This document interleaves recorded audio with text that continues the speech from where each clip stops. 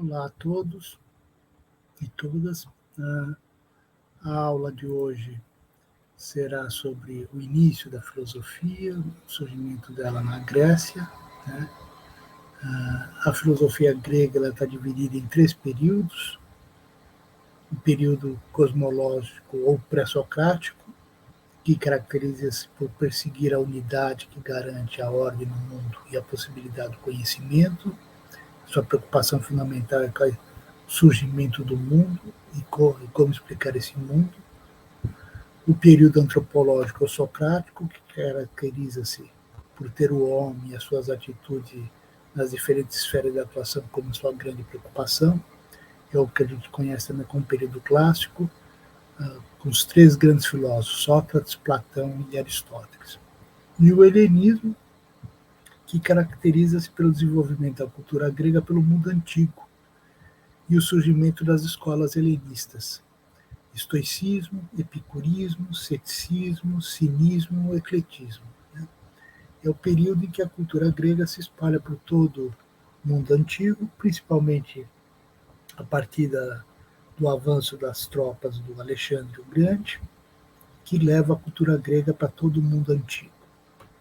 Então, são esses 3 os períodos da filosofia. Hoje nós vamos ver particularmente a filosofia pré-socrática. Alguns deles, não todos, né? São vários filósofos pré-socráticos, mas nós vamos nos ater apenas a 7 desses filósofos, né?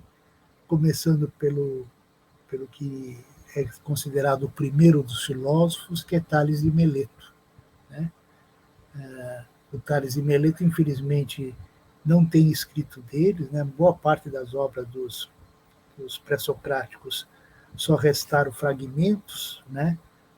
Foram perdidas no decorrer dos séculos, né? E a gente não tem boa parte da obra deles. A gente sabe deles através de historiadores da antiguidade, né? E outros filósofos que comentaram e tiveram acesso aos textos deles. Mas pouca coisa restou. O Tales de Mileto é considerado o primeiro dos filósofos, porque ele não que o princípio da vida é a água, né? Por que a água? Bom, ele observando a natureza e o mundo, vê que todas as criaturas vegetais, animais, necessitam da água, sem a água não existe. A água é o que mais existe no mundo, mais do que a terra, né? E se você deixar a água parada, surge vida da água, né? Então, ele acredita que a água é o princípio da vida, né? Do mundo, de tudo, né? Ele é, inclusive, o primeiro filósofo, né? A primeira pessoa, inclusive, a calcular o eclipse, né? É graças a ele que nós começamos a fazer cálculos do eclipse, né? Ele era um grande observador astronômico, né? E graças aos seus estudos de astronomia, né, ele conseguiu chegar numa fórmula para calcular o eclipse, né? É tão famoso essa busca e essa observação dos astros, né, que certa vez diz, né, isso é uma lenda, a gente não sabe se é verdadeira, mas diz a lenda que estava o Tales andando pelos campos, seguido pela sua escrava Trácia, olhando para o céu, nisso cai num buraco, né? E aí a escrava Trácia fala: tá vendo? Enquanto o filósofo fica observando as estrelas distantes, não consegue ver o que tem debaixo dos seus pés, né? Essa, inclusive, é a primeira piada que fazem com os filósofos, né? A ideia de que os filósofos estão nas estratosferas e não conseguem ver as coisas mais elementares perto deles, né? O que não é verdade. Mas revela o fato de que o Tales, né, tinha essa peculiaridade de ficar observando as estrelas, né? E isso, na época, era meio estranho, né? Porque, enfim,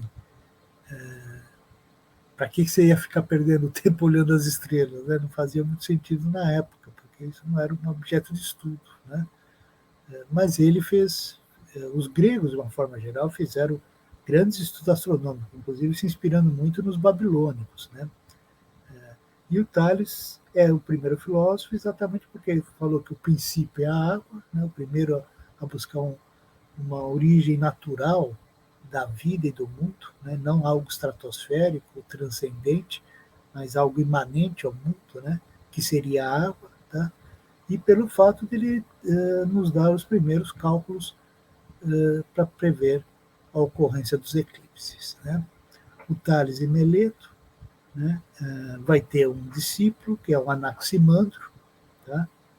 O Anaximandro, como bom discípulo, né, filosófico, negou o seu mestre. Né? Ele também não tem escritos, né? Também estão perdidos, tá? Mas ele vai afirmar que o princípio não é a água, mas é o que ele chamou de apeiron, né? Não tem uma tradução para o português. Ela significa indeterminado e infinito. Né? A ideia do Anaximandro é que o mundo se originou no infinito e veio para o finito. Né? E a ideia que ele faz é que o mundo é uma espécie, a Terra, principalmente, é um cilindro, tá? E tem vida na parte de cima e na parte de baixo não tem vida, né?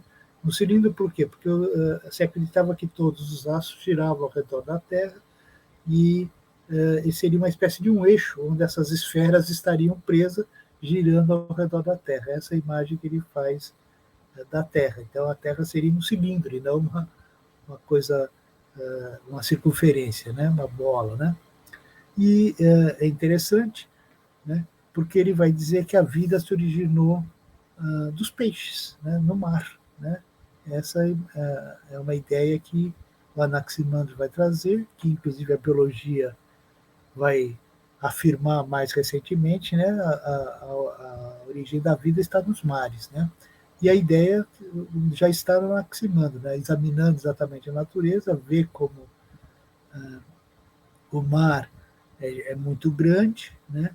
E ele acredita que todas as criaturas são descendentes dos peixes, né? Essa é a ideia que ele tem. O Anaximandro, né, como um bom filósofo, vai ter um discípulo, que é o Anaximenes, né? E como bom discípulo também vai negar as ideias do seu mestre. Né? Para o Anaximenes, né, a origem do mundo não é não é nem o infinito, nem a água, mas é o ar. Né? Por que o ar? Segundo Anaximenes, porque, bom, todas as criaturas respiram, precisam do ar, né? Para ele, o ar é o que mais tem, porque envolve toda a Terra, tanto a água quanto a terra, né? Envolve tudo. E, segundo ele, do ar, a gente condensando o ar, dá água. E condensando a água, dá a terra. Né? Os 4 elementos gregos eram terra, fogo, água e ar. Né? A ideia é que ele tem que doar. Se eu condensar o ar, vira água, e se eu condensar a água, vira terra. E se eu rarefizer o ar, dá o fogo. Tá? Então, todas as outras matérias, tá? Decorrem do ar. Né? É o ar. O Anaximandro também não deixou escrito, né? Tem só fragmentos também, tá? Mas segundo os relatos, né, segundo alguns historiadores, segundo algumas pessoas que tiveram contato com a obra dele, tá, é essa a ideia que ele traz. Né? Então, o ar seria a substância mais de maior abrangência no mundo, envolveria tudo, né? Tudo está envolvido pelo ar, né? E por isso é a matéria fundamental, original de tudo, de todas as outras matérias. Né? Sem o ar, segundo Anaximenes, não haveria as outras matérias, que é uma transformação dessa matéria primeira, né? ou prioritária, vamos dizer assim, né? Que é o ar. Né? Então, tanto Tales quanto Anaximandro quanto Anaximenes são de Mileto, uma cidade grega. Né? É interessante notar que, de certa maneira, a filosofia surgiu distante das duas grandes cidades, né? Atenas e Esparta, né? Esparta nunca vai ter filósofo, né? Porque é uma aristocracia, né? Nunca permitiu liberdade de ideias, né? Então não, não tem nenhum filósofo espartano, né? A Esparta não produziu filósofos, né? Atenas vai produzir a partir de Sócrates, né? Em Sócrates vai ser talvez é o primeiro grande filósofo que nós do mundo clássico, né? Da Grécia clássica, tá? E ele é um ateniense, tanto ele quanto Platão são atenienses, né? O Aristóteles não é ateniense, mas depois vai para Atenas, né?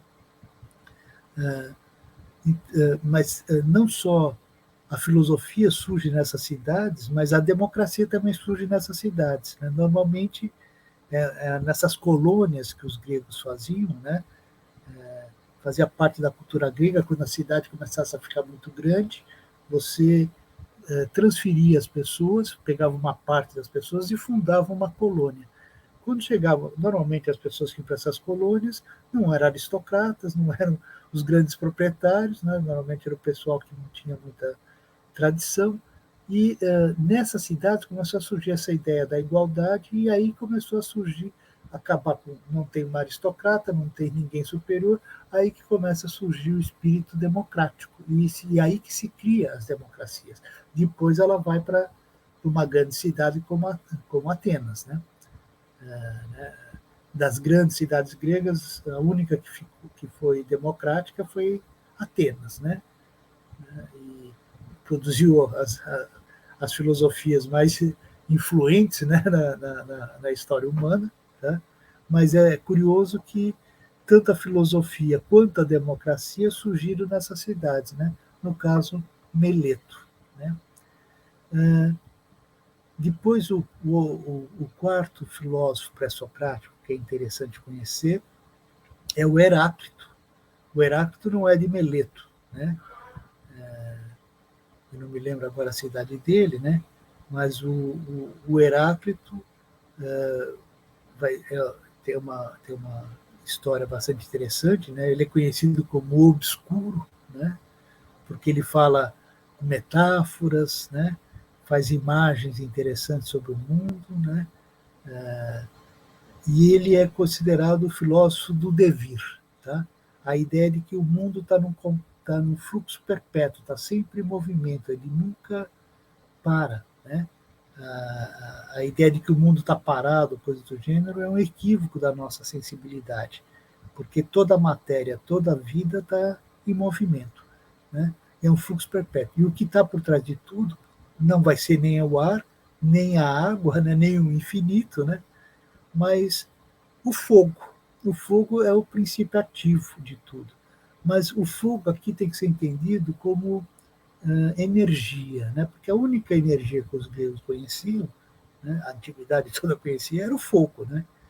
E a ideia de que você precisa de uma energia para dar o movimento para a matéria, né? Faz com que ele coloque o fogo como o princípio elementar e prioritário de todo mundo. Então, tudo é fundido pelo fogo, né? O fogo é o princípio ativo de tudo mais que existe na natureza, né? E a ideia que ele faz é que, como a natureza se oculta, tá? Ela não é clara, nós precisamos investigá-la, né? Então, nós temos que olhar o que está por trás das coisas, porque nós vemos só uma parte das coisas, só as aparências das coisas, e é preciso ver o que está por trás dessas aparências e levar em consideração que nossa sensibilidade é enganosa, né? A gente olha, põe uma varinha na água, parece que a varinha entorta, mas a varinha não entortou. É só a nossa visão né, que pega a refração que a água faz e parece que a varinha está torta, né? E essa é a ideia que ele faz. A nossa sensibilidade não é confiável, né? Então, para o Heráclito, esse mundo está num fluxo constante, está sempre se transformando, né?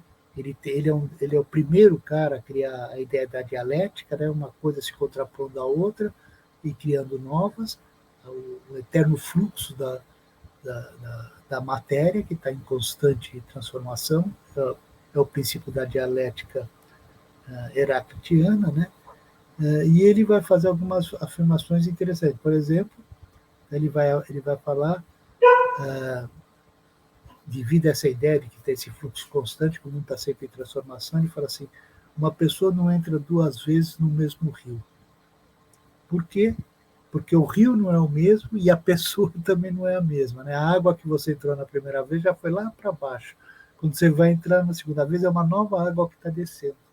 Tá? Então, o rio se transformou. E você também se transformou, porque a primeira vez que você entra no rio, você não sabe nada do rio. A segunda vez que você entra no rio, você já sabe o tipo de correnteza, onde se agarrar, onde é mais fundo, onde é mais raso, né? E assim por diante. Então, a ideia do Heráclito é exatamente essa. A gente está se transformando o tempo todo. E a natureza também está se transformando. O contato entre as pessoas, essa ideia da dialética, né, faz com que cada um se transforme inclusive as suas verdades. Eu apresento a minha verdade, a pessoa contrapõe a verdade dela e nós acabamos chegando numa nova verdade. Né? Esse é o fluxo constante, inclusive, do conhecimento. Né? O conhecimento também está num fluxo constante, né? Ele não fica parado. Né? Então, o Heráclito, né, que é é interessante também, porque o Heráclito vai ser, ele é da casa real, ele vai abdicar de ser um rei para continuar sendo um filósofo. Né? Isso, inclusive, vai causar um certo estranhamento. Os gregos nunca souberam entender direito o filósofo, né? Porque, inclusive, nessa época, eles eram conhecidos como cosmólogos, né? Porque eles estavam estudando o cosmos. Né? Inclusive, são pré-socráticos ou cosmólogos, como eles eram conhecidos. Né? Até o Heráclito, todos os filósofos antes eram conhecidos como cosmólogos, eles estudavam o cosmos, né? E eram considerados pessoas estranhas, porque as 3 coisas que todo mundo quer, né, esses filósofos não queriam, né, que é o dinheiro, a fama e o poder. Né?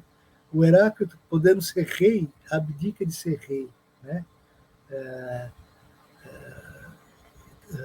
O pessoal tirando sarro do Tales, que não tinha dinheiro, ele foi mostrar que com conhecimento ele conseguiria ter dinheiro, mas que ele não precisava do dinheiro. Ele percebe que vai ter uma grande safra de azeitonas, todas as moendas, o grande produto de exportação grego era o azeite e o vinho. Né? Todas as moedas estavam baratíssimas, porque ninguém estava acreditando nisso. Ele calculou que havia uma grande safra, comprou as moendas, ficou riquíssimo, porque era o único que tinha as moendas para moer as azeitonas para fazer o azeite. Né? O que ele quis, ele só fez isso para mostrar que a filosofia, o conhecimento podia dar dinheiro, mas o interesse dele não era ficar rico, né? Era conhecer mais o mundo. Né?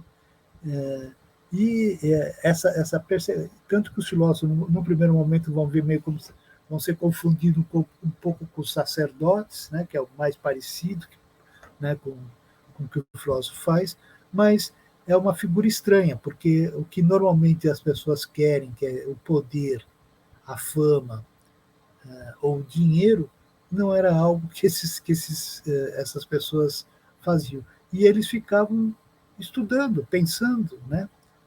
E escrevendo sobre as suas observações, sobre seus pensamentos. Né? Isso foi considerado muito estranho, até tanto que o próprio Sócrates vai ser morto por não entender direito o que o filósofo faz. Né?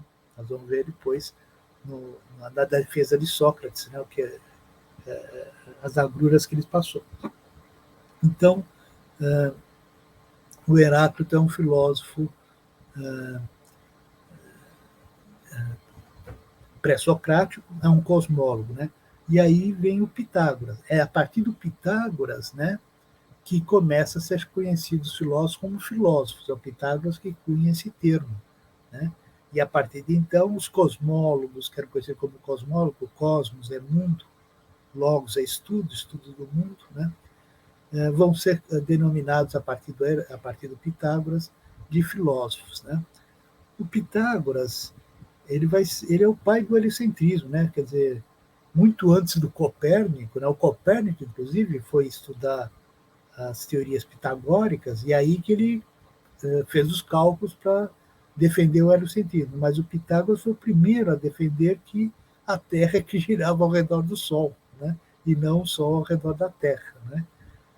Ele se bem que ninguém acreditou, ninguém levou a sério, né? Mas, tá? Ele vai ser o primeiro pessoa a defender essa teoria, tá?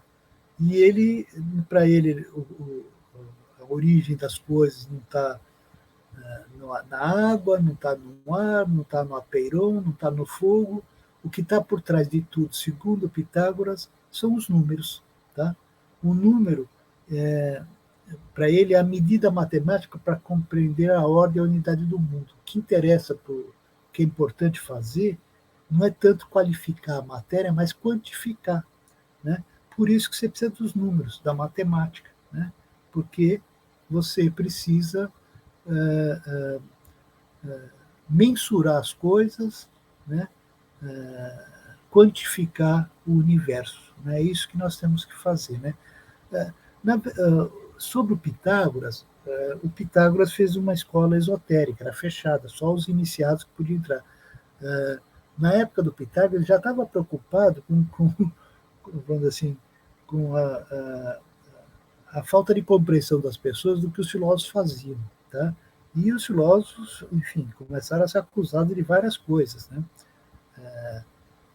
E para evitar que os incautos ficassem espantados com o que os filósofos pensavam, ele fez uma escola onde você era iniciado para entrar nela, né?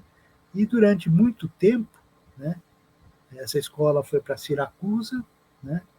Durante muito tempo essa escola viveu lá em Siracusa, só os iniciados entravam, né, para estudar nessa escola, até que depois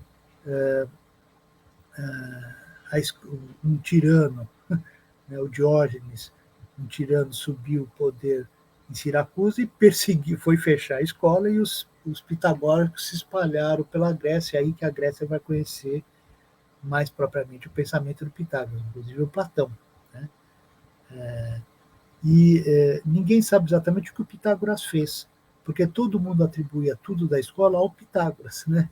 Então, é difícil saber o que de fato o Pitágoras fez. Né? De qualquer jeito, a importância do Pitágoras, né, não está só na filosofia, tá, inclusive na matemática. Né? O teorema de Pitágoras é fundamental, né, para a gente passar no exame de matemática, né?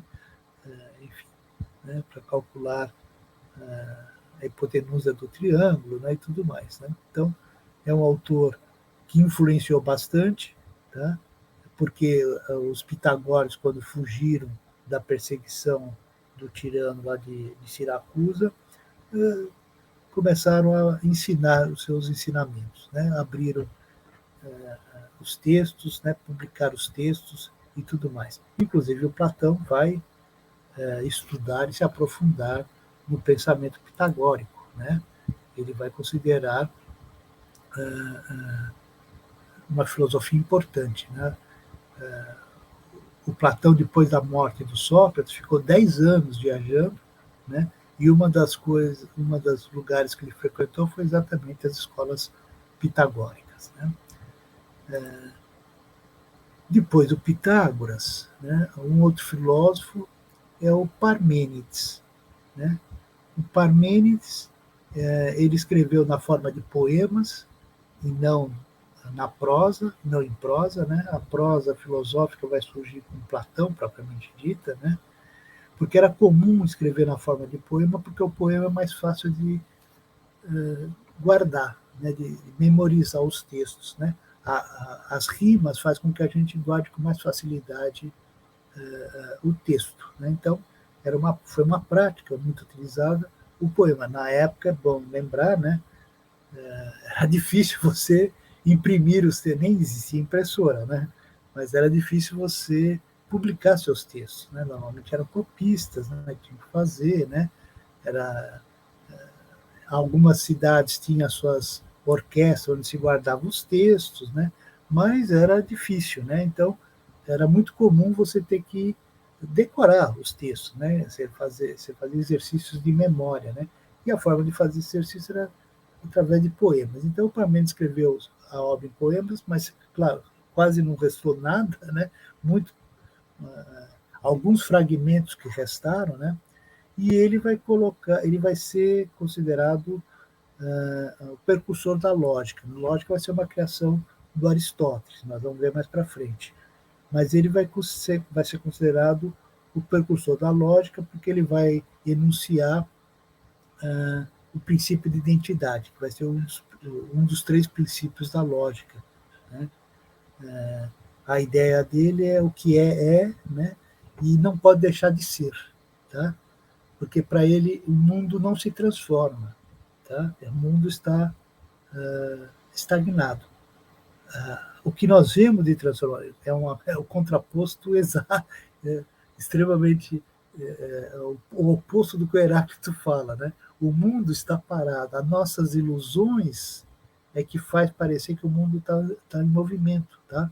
Mas isso é errado, porque nós não vemos a essência das coisas, nós só vemos as aparências das coisas, tá? E é isso, e esse que é o problema. A ideia dele é que nós temos que ultrapassar a aparência das coisas para ver as essências das coisas, a verdade, tá? Né? E ele contrapõe uma doutrina da verdade em contraposição à doutrina da opinião. A maior parte das pessoas tem opinião, mas não chega propriamente à verdade, né? O filósofo é que tem que descobrir a verdade, e ele descobre a verdade examinando as aparências e tentando encontrar a essência por trás dessas aparências, né? Então, a ideia dele é assim que a gente tem que fazer um certo afastamento do mundo sensível, porque o mundo sensível é enganador, tá? A gente sente frio, sente calor, né? Sente sede, todas essas sensações, tá? São enganosas, são relativas, tá? E ele faz o que a gente poderia chamar a primeira apologia da razão. Nós temos que largar os nossos olhos sensíveis e olhar o mundo com nossos olhos racionais, né? Com a racionalidade da mente. Tá? É assim que nós ultrapassamos as aparências e conseguimos entrar na essência das coisas. Né? Então a gente olha assim, a gente está andando vamos supor, de cavalo, né? Parece que a Lua está acompanhando a gente, mas na verdade a Lua está parada. Nós é que estamos em movimento, não é a Lua. Tá? Só que parece que a Lua está acompanhando a gente conforme a gente vai andando. Tá? O que é isso? É que a gente está preso na sensibilidade que está nos enganando e aí não olhando com os olhos da razão, né? De ver que a Lua, na verdade, não está em movimento, né? Mas o movimento somos nós que estamos fazendo, tá? Mas rigorosamente falando para o Parmênides, né? Ainda que por que o movimento é aparente? Porque nós sempre voltamos ao mesmo lugar, né? Então vem o verão, vem o outono, vem a primavera, vem o inverno, vem o verão. Quer dizer, nós sempre voltamos ao mesmo lugar, a ideia de um eterno retorno, né? E então parece que nós movimento, mas não, a coisa está parada, é sempre isso, né? As coisas sempre retornam, tá? Não há transformação, não há nada, né? A não ser as nossas ilusões, né? E o nosso relativismo que faz com que a gente veja essas coisas. Tá? E o último dos pré-socráticos que eu gostaria de expor para vocês é o Demócrito. Né? O Demócrito é um dos é o criador da ideia do atomismo, né? E do materialismo, né? A ideia que o Demócrito tem é que você pega a matéria, vai dividindo ela em vários pedaços, até você chegar no pedaço mais elementar dela, que não é mais divisível, que é o átomo. A é não, tomo é pedaço, né? Matéria. Né? A ideia dele é que esse átomo é uma coisa indivisível, quer dizer, a menor partícula da matéria é esse átomo, tá? E o que existe no mundo são relações atômicas, né? Você desagrega um corpo aqui para agregar um corpo lá, né? São os átomos que estão em movimento, se desagrega aqui, então você come o alface, você desagrega o alface para criar uma estrutura atômica dentro de você, né? Alimentar o seu sangue, criar sangue, né? Energia e tudo mais, né? De certa maneira, também o pai do materialismo, né? tudo é matéria, né? Tudo é transformações atômicas, né? Os átomos é que vão se transformando, né? Então, nosso mundo é composto de átomos, né?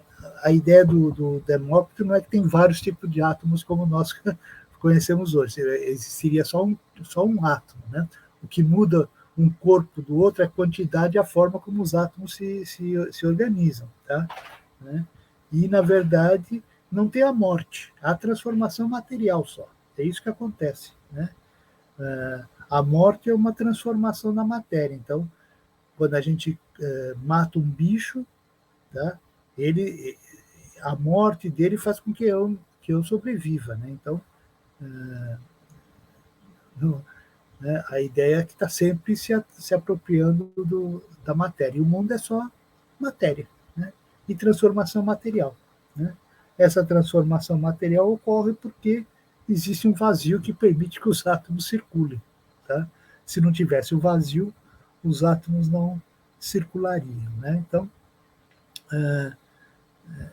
eu pego esses filósofos, esses 7 pré-socráticos em particular, porque todos eles vão influenciar pensamentos posteriores, tá? O pessoal vai rever o Pitágoras, vai rever o Demócrito, né? Vão rever o Parmênides, principalmente o Aristóteles, para criar a lógica, né? Todos esses filósofos são, de certa maneira, relidos, né? E vão influenciar várias gerações diferentes, né? Por vários tempos distintos, né? É muito comum, de repente, as pessoas se voltarem a esses primeiros filósofos e se inspirarem neles para tirar novas conclusões, né?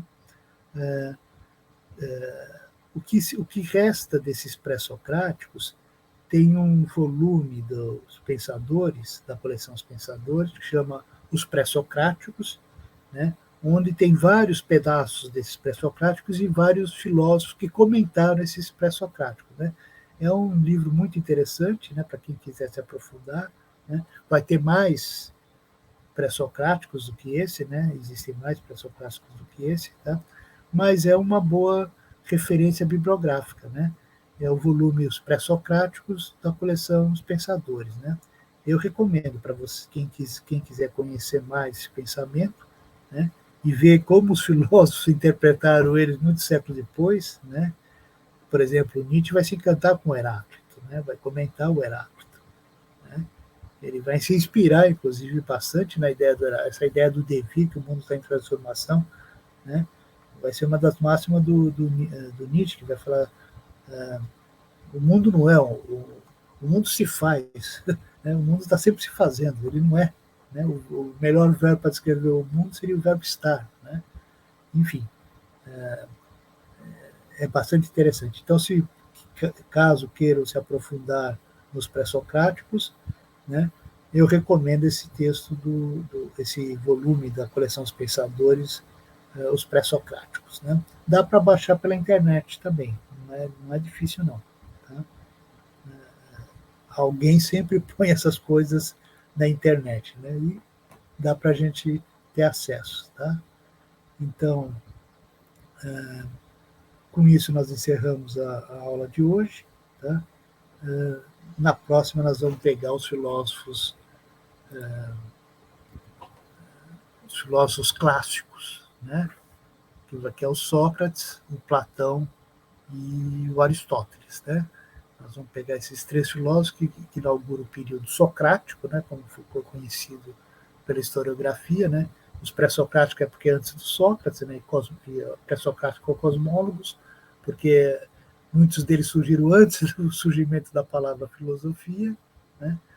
E Sócrates, Platão e Aristóteles vão ser os filósofos, vão ser os primeiros filósofos a ter suas obras conservadas, né? E tem escolas filosóficas que seguiram ou Platão ou Aristóteles, né? Durante séculos, né? Durante muito tempo, né? E até hoje temos platônicos e temos aristotélicos, né? Então, obrigado e até o nosso próximo encontro.